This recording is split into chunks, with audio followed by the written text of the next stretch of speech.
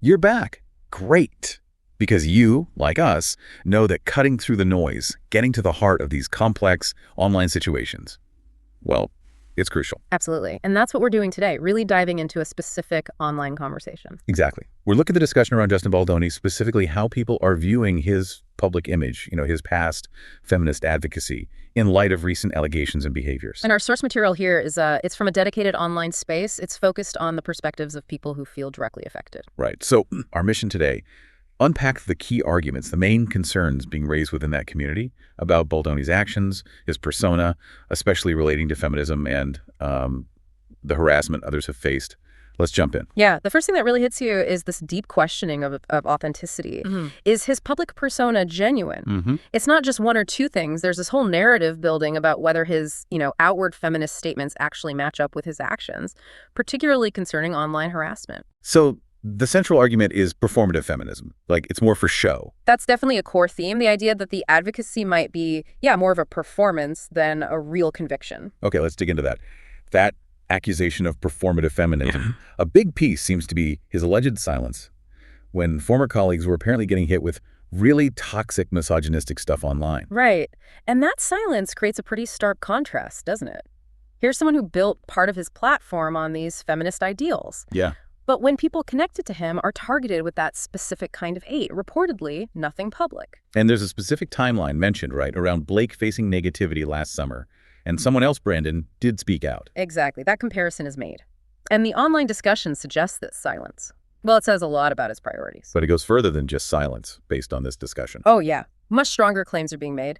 The discussion alleges he wasn't just, standing by. It claims he actively initiated, implemented, and coerced negativity towards others. Wow. While also telling his own teams he was distressed about it all. That's the allegation. It's true. It paints a picture of calculated manipulation, orchestrating things behind the scenes in a way that completely contradicts any feminist principles or even just basic decency.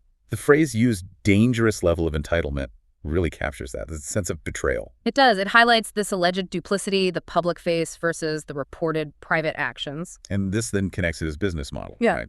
There's talk of victim vampirism. That's a strong term. It is. It suggests his projects, the podcast, the book, the TED Talk, all backed by big names like Procter & Gamble. They leveraged this male feminist image, maybe even exploited victim narratives for his own gain.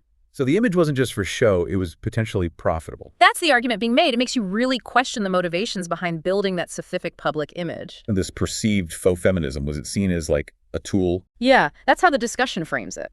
Strategically used not just for branding, but to connect with influential people.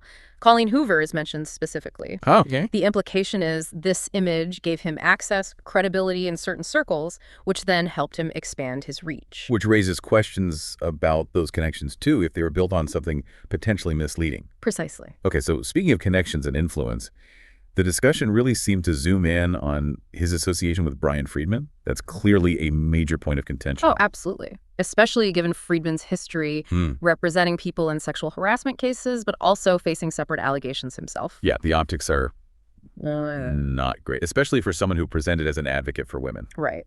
The core contradiction highlighted is Friedman representing alleged harassment victims while also allegedly enabling or encouraging harassment in this specific context. That's a huge ethical tangle. Understandably leads to serious questions about Baldoni's judgment. The point raised is, even if Baldoni believes he's innocent, choosing representation like Friedman, it sends a message. A negative one, from both a PR perspective and, maybe more importantly, from a feminist solidarity standpoint. Exactly. It makes you wonder what values are being prioritized there. The discussion even suggests alternatives, right? Like if he was genuinely feminist or even just concerned about optics if innocent. Yeah, they floated the idea of hiring someone known for advocating for victims, a feminist lawyer like Lisa Bloom or Gloria Allred type. Which really just hammers home that perceived gap between the public talk and the actual choices made. And it's not just Friedman's general reputation they focus on. Oh, what else? They bring up his other high-profile cases, mentioning Faith's arbitration loss, Lovisa's appellate case, the Sandoval settlement hearing, FKA Twigs' upcoming trial. So the concern is also about his bandwidth. Like, can he even focus on Baldoni's case? That's part of it. It adds a layer of strategic thinking to the ethical questions. Is Baldoni actually getting the focused attention he needs from his lawyer? Interesting. Okay, let's shift gears a bit. A really disturbing part of this online discussion seems to be the harassment, the bullying directed at people seen as supporting Blake. Yes, that comes through loud and clear. There's a real sense of disbelief and distress about it. The inability to accept different opinions seems pretty intense. Yeah, that anecdote about someone being called a narc just for saying they believe Blake's side, it highlights how irrational and aggressive things can get online. And the point is, this isn't just hitting people directly involved in lawsuits. Well, no, not at all. It's affecting people with no direct connection other than expressing an opinion, which raises serious concerns about the whole online environment, that sort of mob mentality that can take over. The discussion also points out a kind of perceived hypocrisy here. How so? Well, the question is asked, would there be the same level of vitriol if Baldoni's wife or cast or family were getting attacked online for supporting him? Ah, I see. And the observation made is that Lively's supporters seem to have faced harsher consequences online closing comments, leaving social media, than Baldoni's supporters. Suggests maybe a double standard or even a targeted campaign. Which makes you question the motives behind the harassment itself. There's one quote that really stood out. "This isn't okay at all. Even if all his claims were true and Blake is the most heinous creature on earth, this harassment towards women is not okay." That's powerful. It cuts right through everything else and gets back to basics. Harassment is never okay, period. And connects right back to that performative feminism critique. Exactly. A genuine commitment would mean condemning this kind of behavior universally, not just when it's convenient or profitable, as the critique suggests. Seems his feminism, according to this view, wasn't about speaking out for free. Okay, then the conversation brings in Candace Owens, which is interesting. Not because she's directly involved, it seems. No, it's more like using her as a sort of litmus test, a way to evaluate the biases of those engaging in the online harassment. How does that work? The suggestion is, look, if someone is readily harassing innocent people online, maybe they also align with or support figures like Owens, Weinstein, Tate, Kanye West, controversial figures. I see. And Owens herself gets described pretty critically. Yeah, terms like pick me or someone just motivated by money, pick up a check. They point out the contradiction of her pushing trad wife lifestyles while still working despite having a wealthy husband. So the idea is, if the harassers align with someone like Owens, it should make you skeptical of their motives. That seems to be the sentiment. It's presented as a red flag regarding the credibility of those driving the online attacks. Got it. Let's shift to the motivations behind Baldoni's alleged actions. What theories are being discussed? One idea floated is insecurity. There's an anecdote about him being unfollowed on social media. Right. And his subsequent actions are interpreted as a sort of preemptive strike, like trying to protect his image above all else. Suggests a real sensitivity to public perception. It does. The idea that being unfollowed could trigger something described as a smear campaign. Well, it points to a perceived fragility, maybe an intense focus on controlling the narrative. Makes you think about the pressures of fame online. And there's another interpretation about his relationships, specifically trying to get close to certain high-profile people.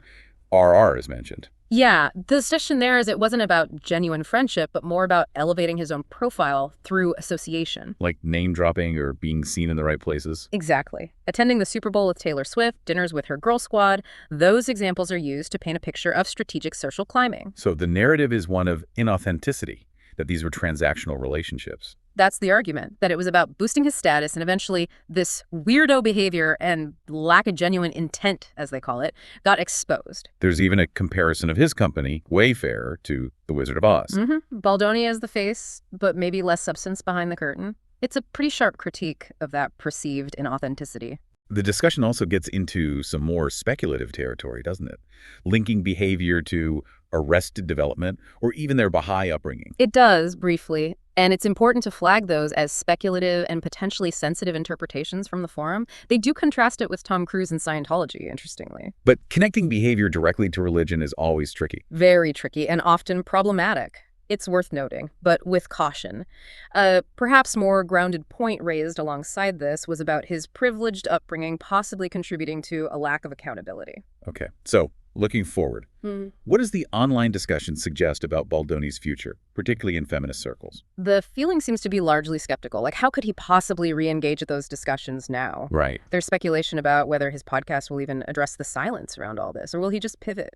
Find a new grift, as someone put it. And some predictions are pretty stark. A shift towards MRA or red pill content. That suggestion is made, yeah. Framing himself as falsely accused, perhaps to appeal to that audience. It would be a dramatic, controversial pivot. There was even that darkly humorous suggestion about him directing porn for the female gaze. Which really just highlights the level of cynicism and disillusionment in the discussion. It kind of plays on that idea of a performative understanding of women, echoing the performative feminism critique. And finally, just briefly, there was that side note about language, the term witch. Yeah, just a small exchange. Someone suggested more gender-neutral terms like sorcerer or warlock. Sparks a thought about inclusive language even in these heated discussions. It does, though the counterpoint was made that their specific religion discourages any occult stuff, regardless of the term.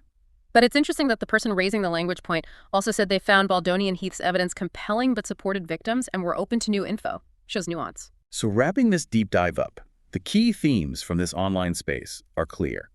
Questioning Baldoni's feminist authenticity, major concerns about his lawyer choice, the really troubling issue of online harassment, and a lot of speculation about his motives and future. And just to reiterate, these are the specific arguments and perspectives from within that particular online community. It's one focused lens on a very complicated situation. Absolutely.